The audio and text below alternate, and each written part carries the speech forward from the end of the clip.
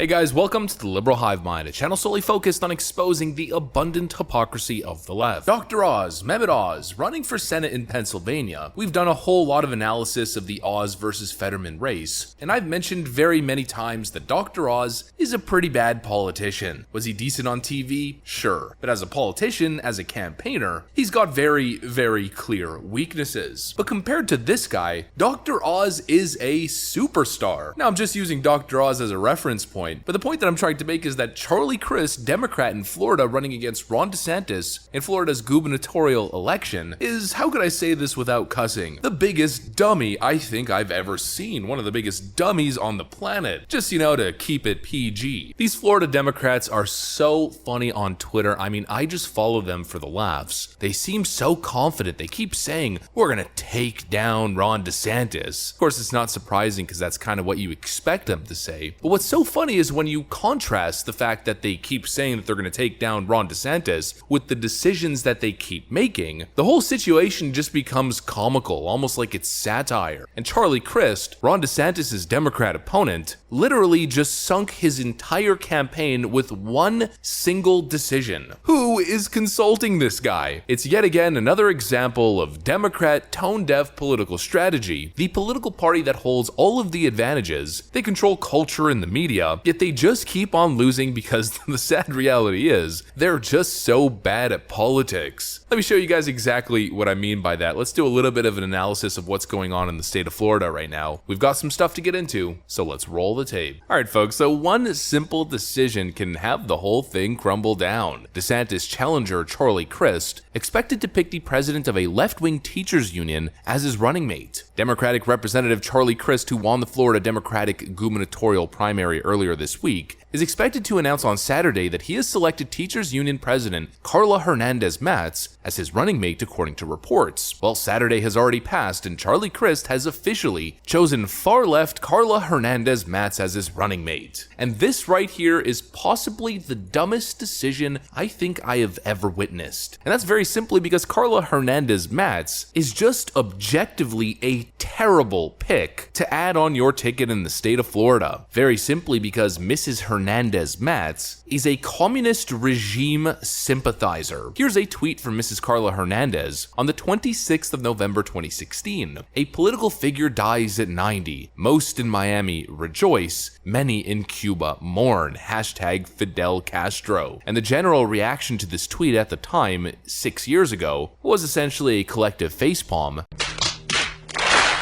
And now let's just say it's being used against her, and of course by virtue being used against Charlie Crist. In Hialeah this morning, local residents are protesting Charlie Crist's choice of Castro regime sympathizer teacher union boss Carla Hernandez-Matz, and they've dubbed her hashtag Carla Marx. Showing this video right over here.